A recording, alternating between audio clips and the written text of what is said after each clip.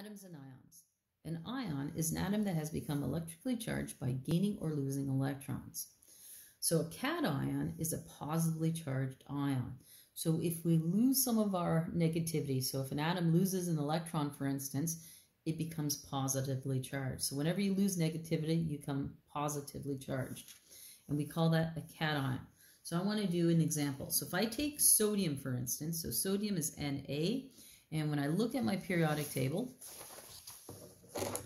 sodium has an atomic number of 11, and the atomic mass is 22.99. So that's 23 when we round. So 11 and 23. So we're going to write down sodium is 11 and 23. And I want to draw the Bohr-Rutherford diagram for this. So you just simply write down PEA like we always have. Nothing new here. The atomic number was 11, so that's the atomic number 11. And that means we have 11 electrons on 11 protons. Next, we have to figure out, well, how many protons do I have? To figure out how many protons, we use the formula. So it's the atomic mass is equal to the number of protons plus the number of neutrons. The atomic mass in this case here is 23. Protons was 11. And we need to ask ourselves, 11 plus what gives me 23? Well, the answer is 12. An easier way to figure that out is just go 23 minus 11 will give me 12. Now we're going to draw it. So the first thing you do is you draw the nucleus. In the nucleus we have 11 protons and 12 neutrons. So we have 11 protons and 12 neutrons. Now we start drawing in our electrons. So there's 11 in total. So in the first shell, we put one at the top, one at the bottom. It's full, so we need to go to another shell. We're always going to start at the top, move clockwise. So we already have 2, so this would be 3, 4, 5, 6, 7, 8, 9, 10. And now we're full as well, because you can only put them in 2 in the first shell, 8 in the second, 8 in the following. So we need one more shell. And we just add one more. So there is the neutral sodium ion. But sodium's not happy. It wants a filled outer shell. So it has two options. It can either lose one electron and then it'll have a filled outer shell, or it can gain 7 electrons. Losing one electron is actually the simpler option. So that's what it tends to do. Because we lose one of our electrons, now all of a sudden we have 10 electrons and 11 protons. So we're positively charged. We have more pluses than we do minuses. So what we do is we write sodium, Na, and we just put a 1 plus or just simply a plus there. The plus means I've lost one electron to have a filled outer shell. When we draw this, the number of protons and neutrons always stays the same. So we still have 11 protons and 12 neutrons. When we draw the electrons in, now we're only going to draw 10. So there's 2 in the first shell, and then 3, 4, 5, 6, 7, 8, 9, 10 in the next one. Now what's interesting about this is now that we've lost an electron, if we look at our periodic table, well, the atom that has 10 electrons in the outer shell is neon. So it's actually just like neon now. It is a matter of its number of electrons in the valence shell. So the sodium ion is similar to the neon one. So let's draw neon. So I know neon is 10 and 20. So we're going to write, I'm just going to move this over. So PEA, it'll be 10, 10, 10. To figure out how many protons I have to use the formula. So it's the atomic mass is equal to the number of protons plus the number of neutrons. So I have 20 is equal to 10 plus some number of neutrons. Well, 10 plus 10 gives me 20, so it must be 10. And now when I draw it, start with the nucleus first. So I have 10 protons, 10 neutrons. And the number of electrons is 10. So 2 in the first shell, 3, 4, 5, 6, 7, 8, 9, 10. And what I see is that the ion for sodium is similar to neon, neutral neon, because sodium has 10 in the outer shell, the ion, and neon has 10 in the outer shell as well. But what remains different is the nucleus. The number of protons and neutrons never changes, okay? They actually remain constant. So it says, sodium ion loses its outermost electron to form an ion. The sodium ion is stable because its outer orbit is full, like that of neon. And again, you always have to ask yourself this question. What would be easier? Would it be easier to lose 1 electron or gain 7 to obtain that filled outer shell? Now, to name this, it says the name of the cation is the same as the name of the element. So you're still going to say sodium, but then you're just going to add the word ion after it. So it's sodium ion. So when we're looking at all the metals, which are all the blue ones here, when we look at all the metals, okay, the name stays the same. So this would be magnesium ion, lithium ion, beryllium ion, potassium ion. All you need to do, or even, can I move this one over? Aluminum ion. The first name stays the same, and you just add the word ion to the end of it. So cations happen when we lose an electron. So we've lost some negativity and we become positive. But sometimes it's easier to gain 1 or 2 electrons. So that's what we call an anion. An anion is a negatively charged ion, and we're going to actually draw one. So it says the diagram below. So the example I want to do is fluorine. So I'm just going to put F down for fluorine. And we need our periodic table. And we realize fluorine has an atomic number of 9, and the atomic mass is 19. So I like writing it in the same place. 9's on top, 19's on the bottom. You write out your PEA. So if the atomic number is 9, that means I have for the neutral atom 9, 9, 9. They're all 9. I still need to figure out how many neutrons I have, so I use the formula. The atomic mass is equal to the number of protons plus the number of neutrons. The atomic mass was 19. Number of protons was 9. So I have to ask myself, 9 plus what gives me 19? And the answer is 10. So now I know how many neutrons I have.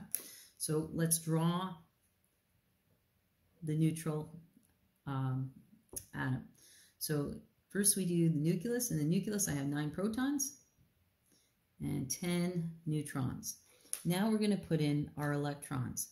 I have 9 electrons. We can only fit 2 in the first shell, so 1, 2. Draw another shell. Start at the top, go clockwise. So I have 3, 4, 5, 6, 7, 8, 9. And what I notice is that the neutral fluorine, okay, it doesn't have a filled outer shell. It only has 7 in the outer shell, and to be filled, it needs 1 more electron. So if I want to draw the ion, and you may be asking, well, where's it going to get that electron? Well, it gets the electron from another atom. Maybe something like sodium, who wants to lose an electron. So let's draw the ion now. So if fluorine gained an extra electron right here, that means now it has more electrons than it does protons. It has a negative charge, so I'm going to put a negative there. the number of protons and neutrons always remains constant. So it still has 9 protons, still has 10 neutrons. The only difference now is because we've added one more electron, it's going to have a filled outer shell. So we have 2 in the first, then we have 3, 4, 5, 6, 7, 8, 9, 10. So the ion is actually stable. It has a filled outer shell and it's happy. Okay, it's similar to the noble gases. So the noble gas that's closest to fluorine just happens to be neon. Okay, neon has 10 in its outer shell as well because it has 10 electrons. So we're just going to draw neon one more time. So we know that neon, and what's special about the noble gases is they have this filled outer shell. It has an atomic number of 10, atomic mass of 20. So again, if I just draw my PEA, it'll be 10, 10, 10. Those are the same. To figure out how many protons I have, I go the atomic mass is equal to the number of protons plus the number of neutrons. So it'll be 20 is equal to 10 plus some number. Well, 10 plus 10 is 20. And now we just simply draw it. So I have 10 protons. I have 10 neutrons, because that's what I calculated. And there's 10 electrons in total. So 2 in the first. And 3, 4, 5, 6, 7, 8, 9, 10. So the fluorine ion is similar to neon in that they both have 10 in the outer shell, but what's different about it is the fact that the number of protons and neutrons aren't the same. They're actually different. Now, to name this is a little different. When we name the anions, those are the nonmetals, what we do is we change the ending to "ide." So instead of fluorine, it becomes fluoride. And we've always heard that, okay? It's in our toothpaste. Sometimes they put it in the water. So we change the ending to "ide," and we still add in the ion. So to name an anion, and that's only for the nonmetals, the ending becomes "ide," and we add ion to it. So when I come over here, instead of nitrogen, it becomes nitride, oxide, fluoride, sulfide, chloride, like iodide. So there's not too many of them, but basically you take the ending and you put IDE, change it to "ide," and then add ion to it. So it'll be nitride ion, oxide ion, fluoride ion, sulfide ion, chloride ion, etc. So you only do that to the nonmetals. There's no need to do it to the noble gases because the noble gases are stable and they don't make the ions. Now for homework, what I would like you to do is to fill out this table. And what I have in the first column is, it says neutral atom, then the ion, so it'll be the lithium ion, okay, and the noble gas that it's closest to. And I want you to draw the Bohr-Rutherford diagram for each of these. So we do it just like I showed you in the note, and I'm going to do the first one for you, but you're going to have to copy out the first one as part of your homework. So the first one is lithium. So lithium, when I look at my periodic table, has atomic number 3 and atomic mass 7. So I write that down. I go 3, 7.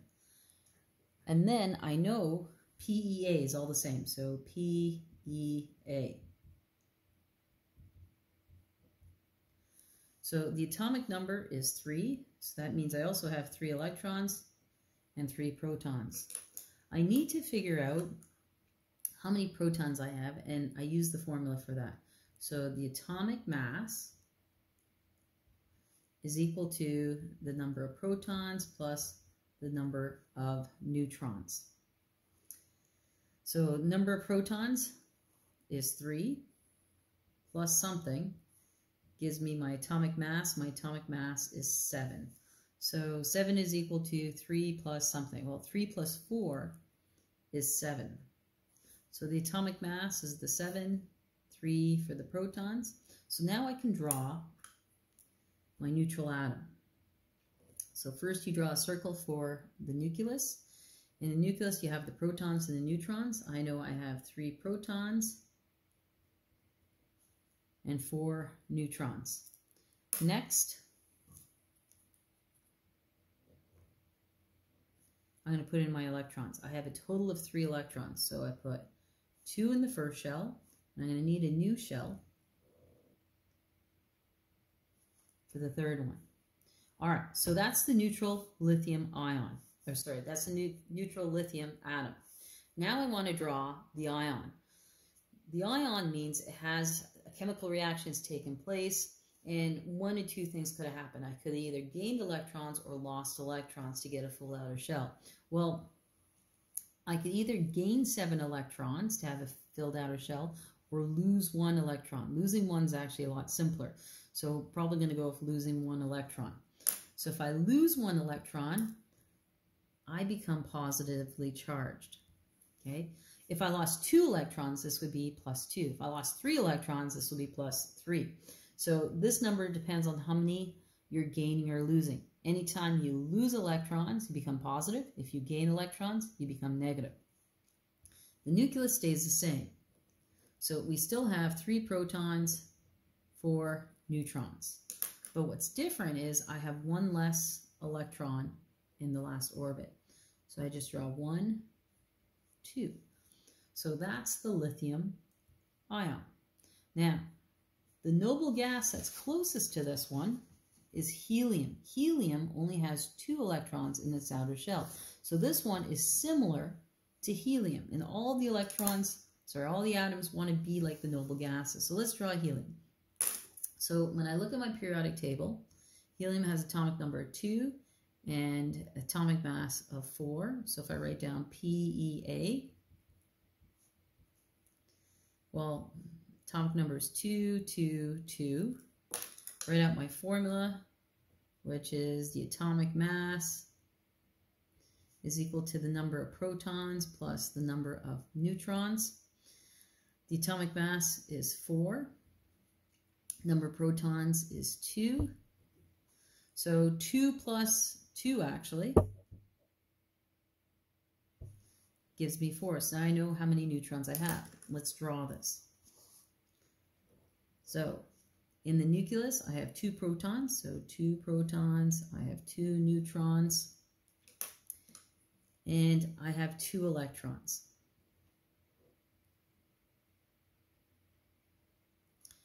So the lithium ion is similar to the noble gas helium because when I have the ion, it has 2 electrons in the outer shell or valence shell, and the noble gas has 2 in the outer shell. So what I would like you to do is to finish these 2 pages, and I'm going to post the solutions, but I'm going to check to see that you've done this come Monday. So make sure you have this done, and I'm going to go around and check homework to make sure that you've done this. Okay, it's not an assignment, but I am going to make sure that you've done it.